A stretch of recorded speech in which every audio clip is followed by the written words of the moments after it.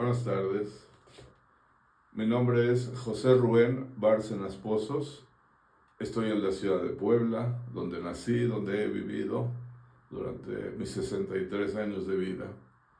Soy alumno de la maestría en Administración de Pequeñas y Medianas Empresas en el Centro Universitario Metropolitano de Campeche, una institución que me abrió las puertas para poder cursar esta maestría que duró ya 16 meses y de la cual me siento satisfecho, no solo por el aprendizaje, sino por la atención que sus que sus colaboradores siempre me brindaron, sus profesores desde luego, y haber conocido a compañeros que enriquecen más la labor. Yo estudié la licenciatura en Administración de Empresas en la Universidad de las Américas, de la que me gradué hace 40 años, 1985. Después me dediqué a trabajar en una empresa constructora de obra eléctrica industrial. Era yo el administrador, una pequeña empresa. Después de 9 años que trabajé ahí, decidí estudiar una maestría, lo cual hice en la Universidad Autónoma de Tlaxcala, maestría en administración. Hace 30 años andaba yo metido en eso. Seguía yo trabajando y además ya daba yo clases. Mi experiencia como administrador, el ejercicio de la profesión, fue de 19 años, 1986 hasta 2004, y luego tuve trabajo como coordinador de profesores, pero eso ya era más una labor docente, porque la docencia es algo que me gusta, es algo que traigo en la sangre. Mi abuelo paterno fue maestro rural y yo creo haber heredado de él esa vocación. Me gusta mucho lo que hago. Desde hace 39 años me dedico a dar clases, sobre todo en el nivel de licenciatura, a nivel superior. Y además de que me gusta mucho lo que hago, me pagan y eso pues es más favorable. Actualmente estoy pensionado, ya dije hace un momento cuál es mi edad, 63 años, y lo que hago es dar clases. Trabajo para dos instituciones igual de educación superior, el Centro Universitario Latinoamericano aquí en Puebla, CEUNI, y la Ibero Puebla. En CEUNI tengo poco tiempo, año y medio, en la Ibero Puebla llevo 18 años y medio. Y los últimos 7 años, además de otras materias, he impartido la materia de Administración de Pequeñas y Medianas Empresas, por eso mi interés por estudiar esta maestría. Pero voy al grano, a la esencia de lo que es esta presentación, de lo que pretende ser esta presentación. El título es Ingeniería de Menú aplicada a 5 restaurantes de diferentes especialidades en la ciudad de Puebla. Durante el transcurso de la clase de seminario de titulación, el profesor me preguntó, ¿por qué 5 especialidades? ¿Por qué 5 tipos de restaurantes diferentes? Le dije, bueno, puede ser uno de mariscos, puede ser uno de cocina italiana, uno de cocina francesa, uno de cocina mexicana, uno de cocina poblana, ya me pasé de los 5, uno de antojitos, pero precisamente son de diferente especialidad, porque la ingeniería de menú es una técnica, ¿sí?, que voy a explicar más adelante, ¿sí?, que puede aplicarse en cualquier tipo de establecimiento de este tipo, de la industria de la gastronomía, de la industria de la hospitalidad, que también la encajan ahí. Voy a dividir esta presentación, entonces, con lo que ya hice, mi presentación personal, hablaré de las pequeñas empresas, luego hablaré del restaurante como un negocio, para avanzar más adelante con términos financieros y concluir con la explicación de lo que es la ingeniería de menú. ¿Qué es una pequeña empresa? La mayoría de los restaurantes son pequeñas empresas, pueden ser micro, pueden ser pequeñas. Una pequeña empresa se distingue por el número de trabajadores que tiene. Y en México, si contamos micro, pequeñas y medianas empresas, el número de ellas es de casi 4 millones de establecimientos, de organizaciones, de negocios, que dan mucho poder a la economía, generando empleos dentro de lo que es el Producto Interno Bruto. Todo eso hace que la economía gire. Una de las características típicas de las pequeñas empresas es que a través de ellas las grandes empresas pueden hacer llegar sus productos a los consumidores. Bimbo, que es una empresa grande, no vende directamente a los consumidores. Volkswagen, que lo tenemos aquí en Puebla, Audi, empresas de la industria automotriz no venden directamente a los consumidores, lo hacen a través de concesionarias. Esta es una de las funciones principales de las pequeñas empresas. Los restaurantes son negocios atractivos, pero antes de meterme a este asunto de los restaurantes, hablaré de otras características que vale la pena tener en claro, tener presentes en este momento. Las pequeñas empresas se caracterizan muchas veces por no tener una estructura adecuada.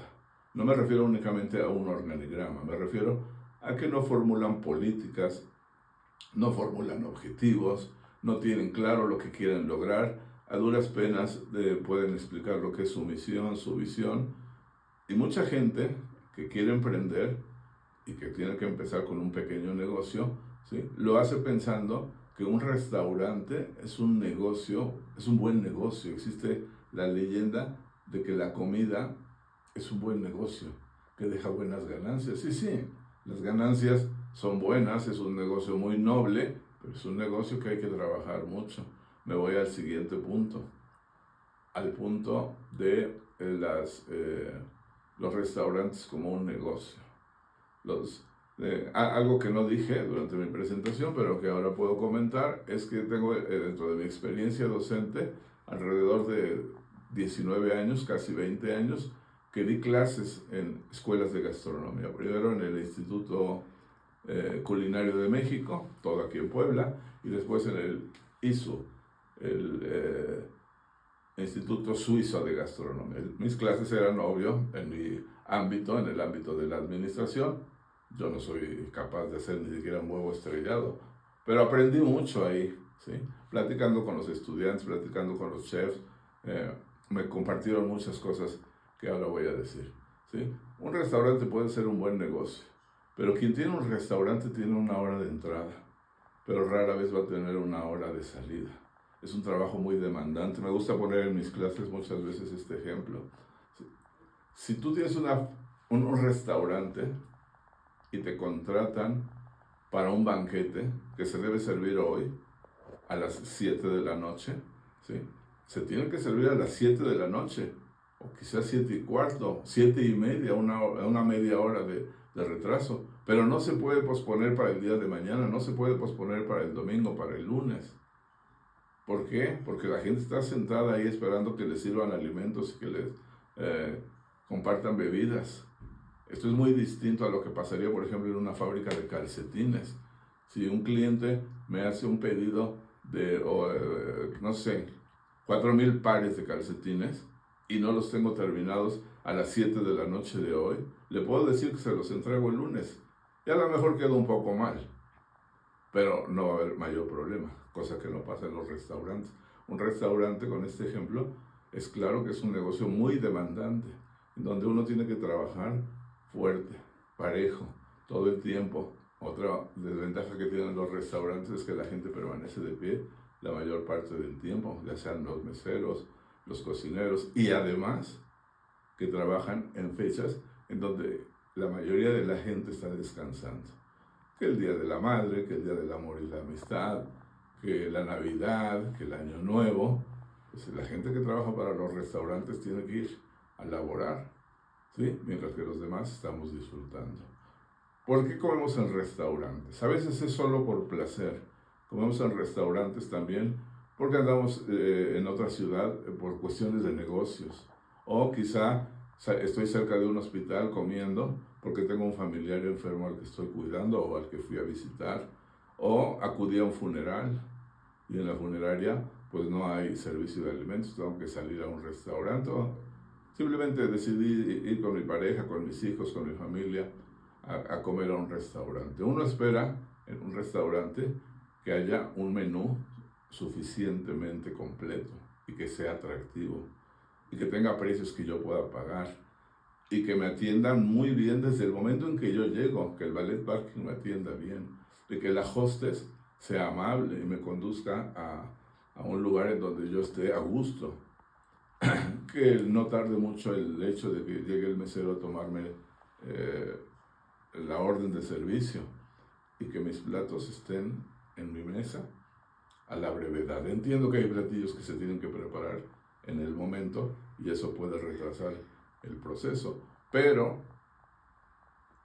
también, pues a veces acude uno a estos lugares porque tienes hambre y tienes poco tiempo y tú quieres que te atiendan rápido.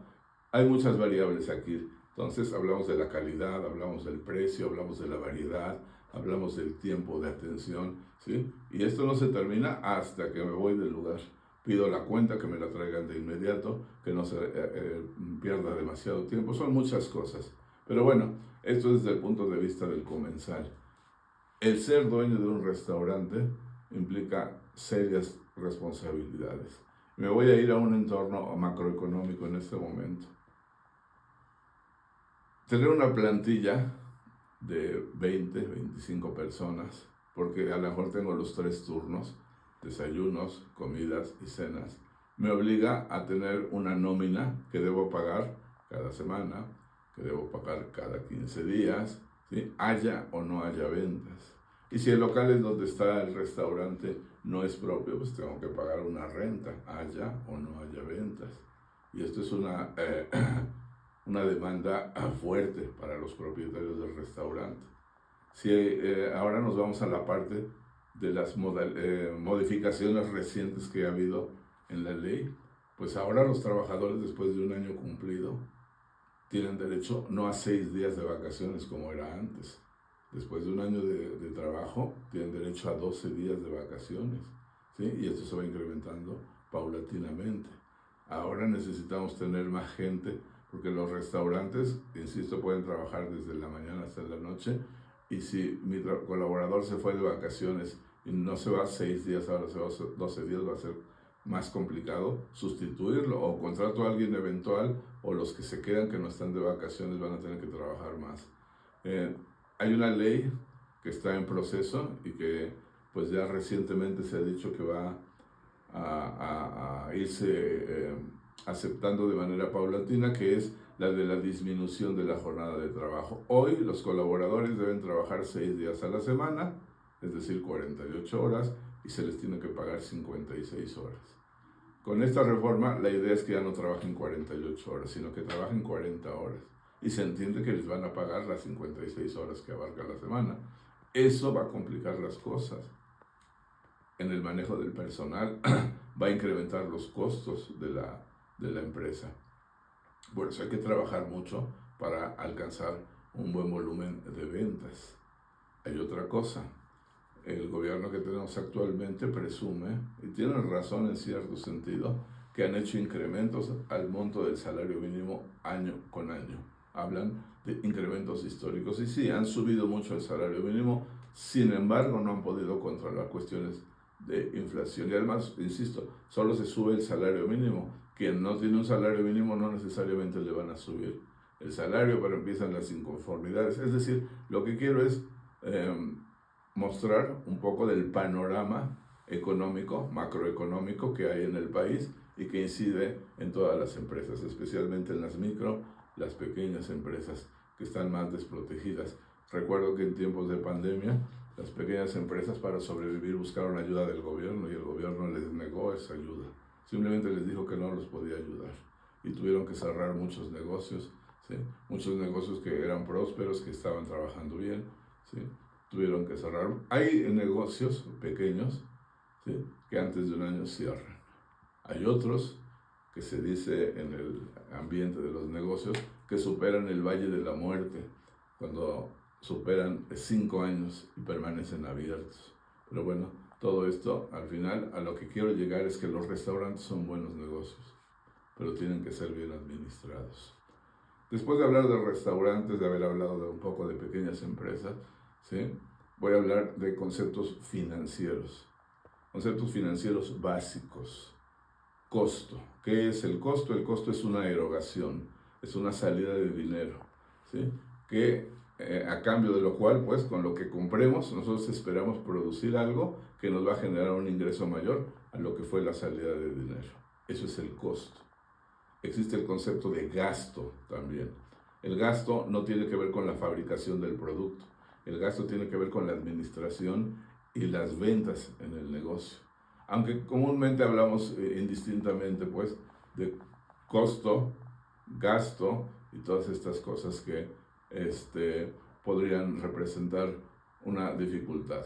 Debemos saber, bueno, antes, hay tres tipos de utilidad en la contabilidad financiera: utilidad bruta, utilidad de operación y utilidad neta. Me voy a concentrar en la utilidad bruta. La utilidad bruta es la diferencia entre las ventas y el costo de ventas, el costo de lo que se produjo, ¿sí? Bajo el criterio de costeo directo no se le llama utilidad bruta, se le llama contribución marginal. Y esto nos va a encadenar con el tema que estamos abordando aquí, el de la ingeniería de menú. La ingeniería de menú es una técnica que surgió en la década de 1980 en la Universidad de Michigan y que básicamente se refiere a considerar dos factores. Uno, el número de platillos que se venden, ¿sí?, de un determinado tipo, de sopas, platos fuertes, postres, entradas frías, ¿sí? Y por otro lado se analiza la contribución marginal de cada producto. La contribución marginal unitaria se calcula restando al precio el costo del producto. Voy por partes. Primero voy a explicar esto de la contribución marginal. Precio menos costo. Ahí está la contribución marginal unitaria. Esta se debe comparar para cada platillo con un referente que tengamos.